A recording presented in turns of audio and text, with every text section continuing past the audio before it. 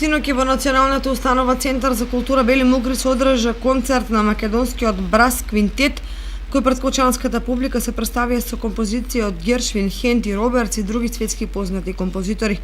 Квинтетот во состав Драганчо Младеновски труба, Александар Златевски труба, Антонио Костовски хорна, Димче Белчевски тромбон и Александар Нинич труба.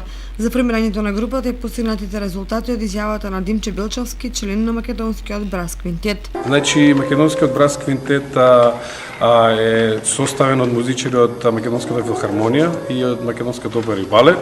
Инаку еден повпечатлив настап кој што имавме пред неколку месеци беше во Њујорк, во Соединетите Американски држави.